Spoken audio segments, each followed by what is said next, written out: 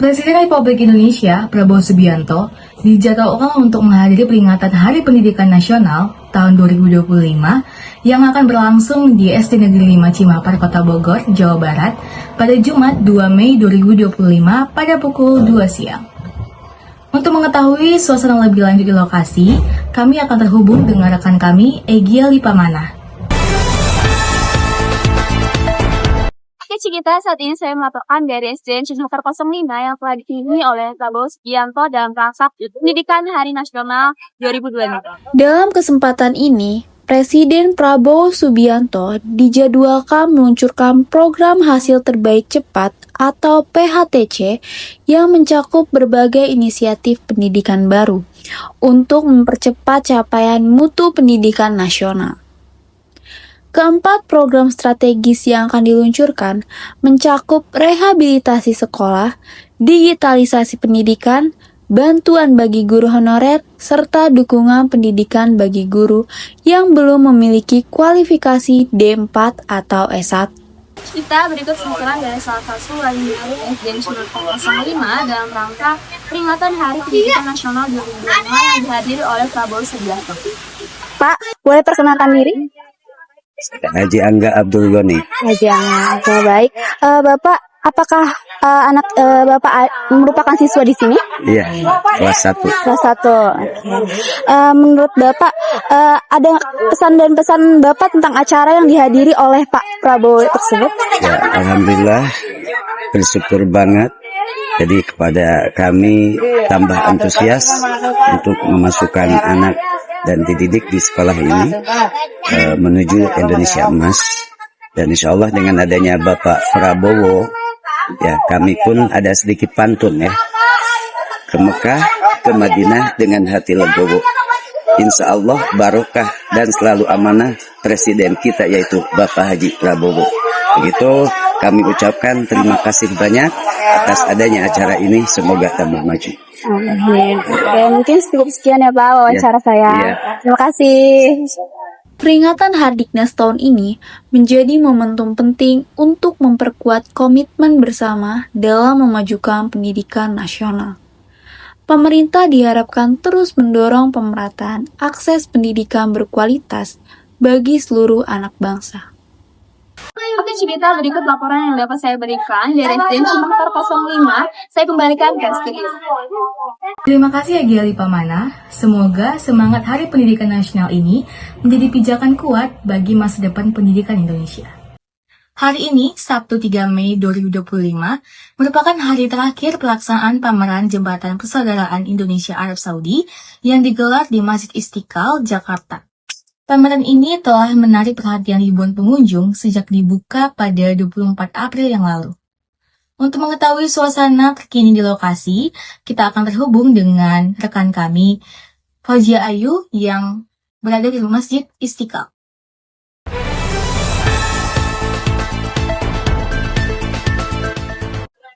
Baik, terima kasih Cikita Sinaga. Saya Fauzia Ayu Pamela melaporkan dari Masjid Istiqlal, Jakarta Pusat, tempat diadakannya Jembatan Persaudaraan Indonesia dan Arab Saudi.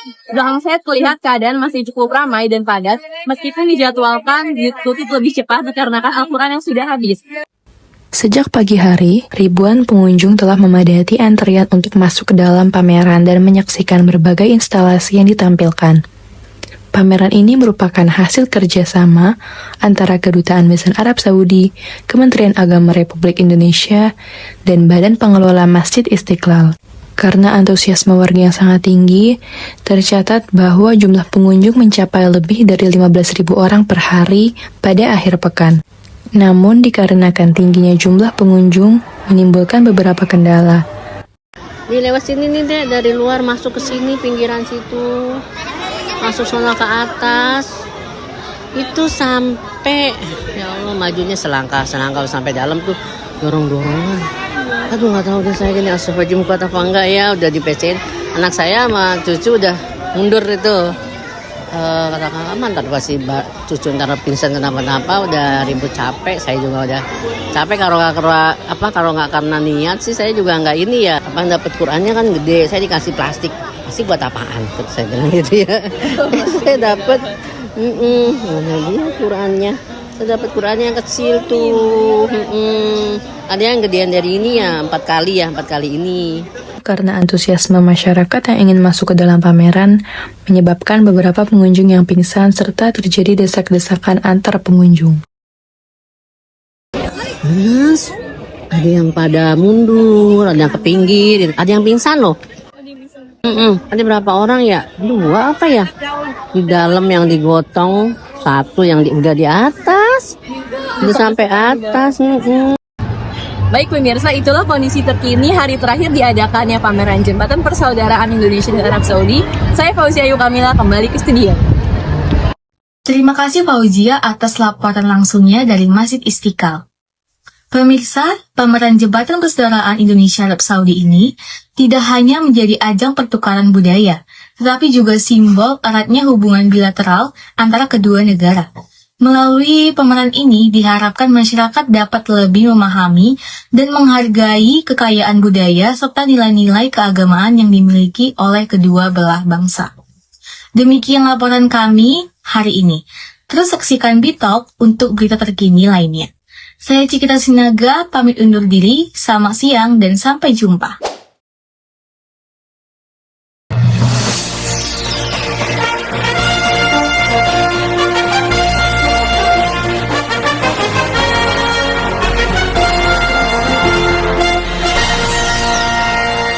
Selamat pagi pemirsa, kembali bersama saya, Fansa Audia di Bitalk, Bogor Talk.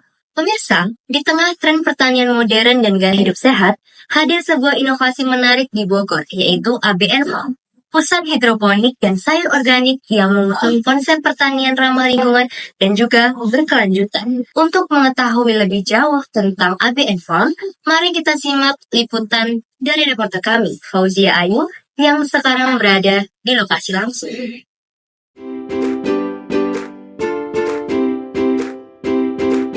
Halo pemirsa Bitalk, saat ini saya sedang berada di ABN Farm, tepatnya di Jalan Raya Taman Cimanggu, Kecamatan Tanah Sorel, Kota Bogor. ABN Farm ini merupakan budidaya tanaman hidroponik yang menghasilkan kualitas tinggi dengan harga yang terjangkau. ABN Farm adalah kelompok tani berbasis santri sejak tahun 2019. Pondok pesantren ini menginisiasi pembangunan greenhouse untuk menjalankan sistem pertanian hidroponik yang didukung oleh Bank Indonesia.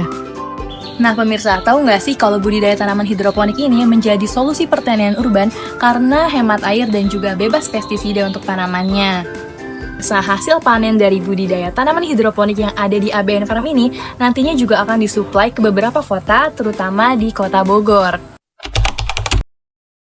Pastinya lebih mudah ya, karena ya selain tidak semprot, ya paling kita ketika ada hama itu paling controlling secara manual. Ada kupu-kupu yang terbang di dalam greenhouse kita tangkap, ada ulat kita pisahin secara mandiri, dan ya untuk pemupukan sendiri itu ya cukup sekali. Bahkan ya ketika air habis saja mungkin ya ketika untuk pemberian nutrisi ABMX ini.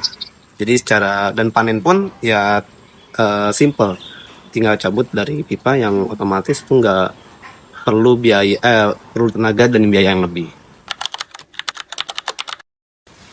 Ya proses utamanya itu ya ada 3 proses utama: semai, panen, dan tanam. Nah, mungkin bisa kita kalau untuk panen itu biasa kita langsung ambil aja dari lubang tanamnya. Berhubung kita di sini nggak pakai net pot, jadi ya setelah kita ambil daun-daun yang kira sautasi itu daun yang kurang bagus, sama kita juga lakukan pembersihan akar sama pengeringan rokok.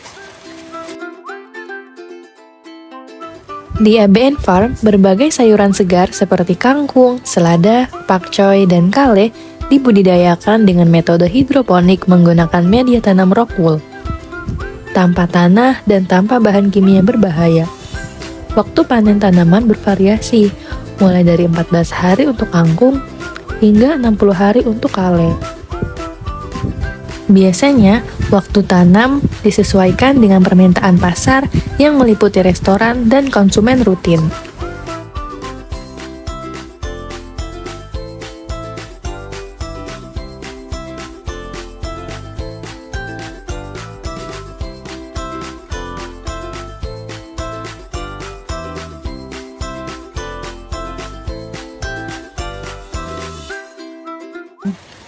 kita di sini ada beberapa jenis tanaman sayur ya. Pasti umurnya juga itu usia tanamnya beda. Ada kangkung itu bisa 14 atau bahkan sampai 18 hari. Ada juga pakcoy 21 sampai 28 hari. Lalu ada juga selada 45 hari. Lalu ada kale juga sampai 60 hari. Jadi ini juga usia tanam dan panen itu mengikuti kebutuhan market. Jadi emang ada beberapa yang mintanya itu sesuai ukuran. Jadi ada misalnya pakcoy yang baby kebutuhannya itu bobot di antara 50, ada juga yang reguler itu di antara 70, bahkan ada juga dewasa yang bahkan udah nyampe 100 gram up gitu. Sistem budidaya di ABN Farm menggunakan sirkulasi nutrisi otomatis yang efisien, sehingga hemat air dan bebas dari pestisida. Tempat ini mendukung gerakan hidup sehat dan keberlanjutan lingkungan dengan menyediakan produk yang sehat dan proses budidaya yang ramah lingkungan. Nah pemirsa, itulah penuturan dari salah satu pengurus yang ada di budidaya tanaman hidroponik di sini. Nah, kalau pemirsa ingin mencari supplier tanaman hidroponik, boleh banget berkunjung ke ABN Farm yang ada di Jalan Raya Cimanggu, Kota Bogor. Demikian informasi dari saya, kembali ke studio. Wah, menarik sekali ya pemirsa. ABN Farm benar-benar memberikan solusi pertanian masa depan dengan sayur organik dan juga edukasi hidroponik yang lengkap. Bogor, dengan udara sejuk dan hamparan alam yang hijau, selalu menjadi destinasi favorit untuk melepas rasa lelah. Tak hanya dikenal dengan kebun raya dan kulinernya, kini Bogor juga menawarkan pengalaman wisata yang seru dan penuh tantangan. Namanya adalah Rivera Outbound and Edutainment. Nah, pada pagi hari ini, di section Traveler, saya akan mengajak Anda untuk mencicipi keseruan dan berbagi wisata bersama reporter kami, Cikita Sinaga, di lokasi.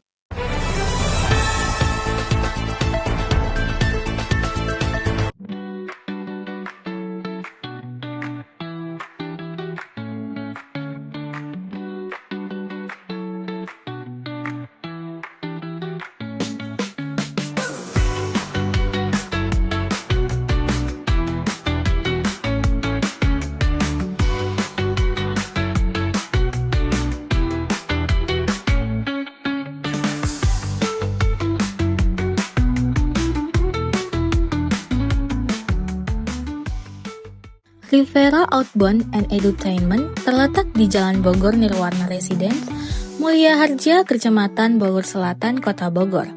Tempat ini menggabungkan suasana alam terbuka dengan berbagai aktivitas seru dan penuh dengan tantangan. Cocok untuk semua usia, mulai dari anak-anak, remaja, orang dewasa, hingga cocok untuk hangout bersama teman. Udaranya yang segar, pemandangan pegunungan, dan suasana asri itu kesan pertama begitu sampai di Rivera. Tapi bukan cuma pemandangan, tempat ini juga memiliki berbagai fasilitas dan aktivitas yang bisa disesuaikan dengan kebutuhan kamu. Mulai dari outbound, entertainment, sampai gathering dan piknik bareng keluarga atau teman. Selamat siang Sobat Traveler Bogor Top. Saat ini saya Cikita Sinaga akan mengajak Anda untuk melepas penat dengan menyaksikan berbagai keseruan yang ada di Rivera Outbound and Edutainment Bogor. Di sini tentu saja akan sangat banyak aktivitas yang bisa kalian kunjungi dan akan sangat membuat Anda penasaran. Ayo ikuti keseruan aku hari ini. Nah, bagi kalian yang ingin memesan tiket untuk menuju ke Rivera Outbound and Edutainment ini, kalian bisa mengunjungi loket yang di belakang.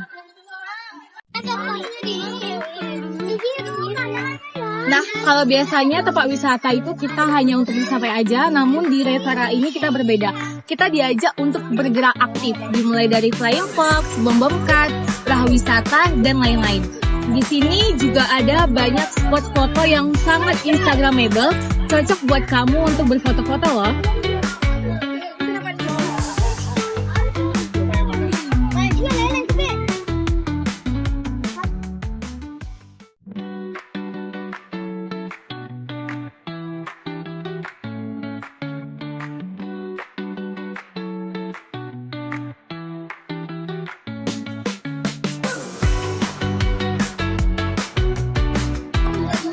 Halo guys, saat ini aku mau menaiki salah satu wahana yang paling seru di Rivera ini, yaitu mobil bom.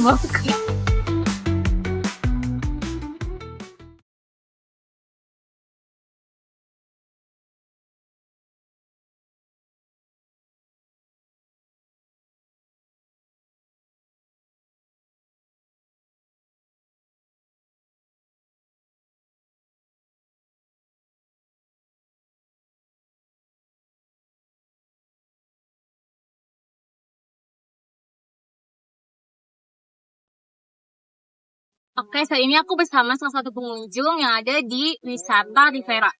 Boleh tahu nama kakaknya siapa? Randi. Nama Karandi. Karandi ini kunjungan pertama atau sebelumnya udah pernah ke sini?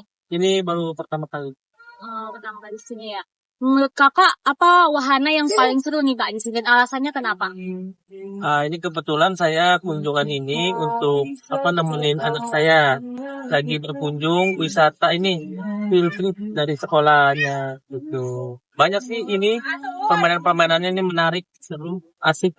Menurut kakak, soal kebersihan dan kenyamanan Rivera itu bagaimana sih kak? Oh, bersih banget sih, saya lihat ini sampah juga tadi banyak ada petugasnya itu dibersihkan, terus kids friendly yang pasti, nyaman, aman, dan banyak pohon adem gitu. Kids friendly pokoknya, safety-nya juga semuanya bagus. Next time mau kesini lagi kak? Boleh next time nanti. Boleh kak rating Rivera kak 1 sampai 10 berapa? 1 sampai 10, 9. 9, berarti emang sangat bagus lah ya. Rekomendasi ya, ya. apalagi yang punya anak-anak kecil. Dekat juga kan dari Jakarta. Terima kasih ya kak. Fasilitas yang tersedia juga cukup lengkap, dimulai dari aula terbuka, musola, serta saung-saung untuk makan bersama, dan kantin hingga lapangan untuk suatu acara komunitas. Untuk harga, Rivera menawarkan paket yang fleksibel, tergantung dari jumlah kegiatan dan jumlah pesertanya. Kita juga bisa request tambahan seperti snack atau workshop khusus yang akan kita selenggarakan. Nah itu dia keseruan aku hari ini di Rivera Outbound and Entertainment. Bagi kamu yang ingin meluangkan waktu dengan aktivitas yang seru, kamu bisa mengunjungi Rivera Outbound and Entertainment. Ternyata seru banget ya, dan bukan cuma buat anak-anak aja. Rivera bisa jadi pilihan buat siapapun yang butuh suasana segar dan pengalaman baru di alam. Selamat datang kembali di Bitalk Bogor Talk. Bersama saya Fauzia Ayu Kamila akan menemani Anda menyaksikan berita-berita aktual di Bogor dan sekitarnya. Nah, kali ini saya akan mengajak Anda menyelam keragaman budaya Indonesia dalam gelaran tahunan, yaitu acara Festival Budaya Nusantara 16 yang diadakan oleh Program Studi Komunikasi Digital dan Media Sekolah Vokasi IPB University. Nah, untuk mengetahui kondisi terkini di lapangan, kami sudah terhubung dengan reporter kami, yaitu Egi Alipamana. Maluku Kaya! Kantong jaga sama-sama! Iya, Saminina. 1, 2, 3. Buat stand. Makanan daerah. Apa boleh foto aja?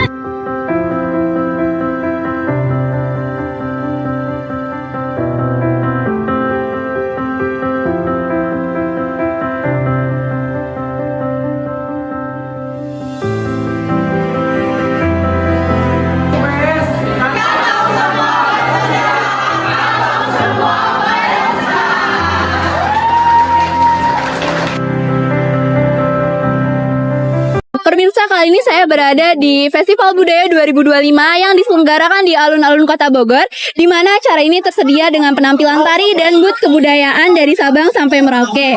Yuk kita intip keseruannya.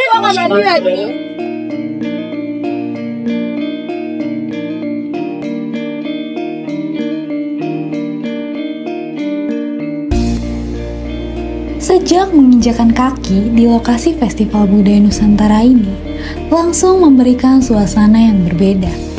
Warna-warni kain tradisional, aroma rempah makanan daerah, serta iringan musik khas daerah menyambut hangat para pengunjung.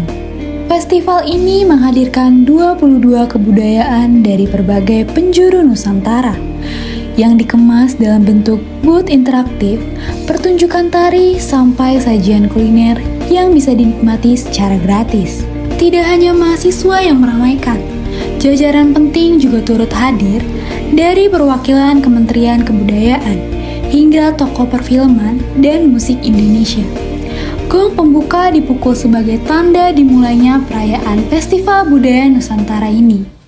Baik, sekarang saya berada bersama dua perwakilan dari kebudayaan Maluku. Oke, boleh perwakilannya ini boleh kenalin diri dulu Kak? Boleh, nama aku Fajri Abdillah. Aku sebagai maskot dari Provinsi Maluku. Aku Amber Sulistianingrum, aku juga sebagai maskot cewek dari Provinsi Maluku. Oke, bisa nggak dijelasin nih filosofi atau makna dari pakaian adat Maluku yang digunakan dalam maskot hari ini? Boleh. Oke, kalau untuk filosofi dari baju yang kami pakai itu, bajunya sendiri itu bernama baju kapitan. Itu tuh melambangkan keberanian dari Patimura dan juga Marta Tiahahu saat melawan pasukan Belanda. Itu Kak. Oke, selanjutnya stand Maluku kali ini mengusung tema apa dan elemen apa yang ada di stand ini? Ya, jadi stand Maluku ini kita mengusung tema flora dan fauna. Jadi yang keunikan di dalam booth kita ya ada berbagai macam flora dan fauna di Provinsi Maluku seperti cengkeh dan pala. Lalu ada kahuri yaitu kerang yang dijadikan alat musik dan menjadi alat musik tradisional Maluku seperti itu. Oke, nih ada pertanyaan terakhir. Apa nih pesan utama yang disampaikan kepada pengunjung melalui desain stand kalian? Kalau dari aku sendiri sih semoga pengunjung itu juga jadi tahu ya kalau di Maluku tuh kayak akan rempah dan juga flora fauna kayak gitu. Yang menarik dari festival budaya ini, setiap booth kebudayaan tidak sekedar menjadi tempat pajangan, tapi juga ruang belajar hingga ruang interaksi. Salah satu yang paling menarik perhatian kami adalah booth kebudayaan Maluku. Diusung dengan tema flora dan fauna, stand ini tampil menonjolkan nuansa merah dan hitam dengan kain yang berasal dari Maluku, serta ornamen laut yang membuat kita serasa langsung berada di tanah Maluku. Kebudayaan Maluku juga menyuguhkan pertunjukan drama yang menggambarkan kisah perjuangan Kapitan Patimura dan Marta Christina Tiahahu. Sosok sepasang pejuang yang berani melawan penjajah di usia muda. Bukan sekedar pertunjukan biasa, pembawaan mereka penuh penghayatan dengan latar musik yang menyentuh dan kostum tradisional yang kuat nuansa sejarahnya. Dengan semangat muda berbudaya, Festival Budaya Nusantara ini membuktikan bahwa budaya Indonesia bisa tetap hidup di tengah modernitas. Bukan untuk dikunci dalam museum, tapi untuk terus dipelajari, dirayakan, dan dijaga lewat kreativitas anak muda. Berikut laporan dari Festival Budaya 2025 dari berbagai penjuru Nusantara. Seperti yang ditampilkan dari kebudayaan Maluku yang mewarisi kebudayaannya. Saya Gili Pamanaramdini Sitepu kembalikan ke studio. Wah, luar biasa ya pemirsa. Semangat budaya yang dikemas dengan semangat generasi muda membuat Festival Budaya ke-16 ini bukan sekedar ajang untuk mencuk budaya, tetapi bukti bahwa generasi muda mampu menjadi penjaga dan penerus warisan bangsa. Nah, sebagai masyarakat Indonesia, kita juga jangan lupa untuk terus mendukung acara-acara budaya lokal, karena dari sanalah akar bangsa kita tumbuh. Saya Fauzia Ayu Kamila, pamit undur diri. Sekian dan terima kasih.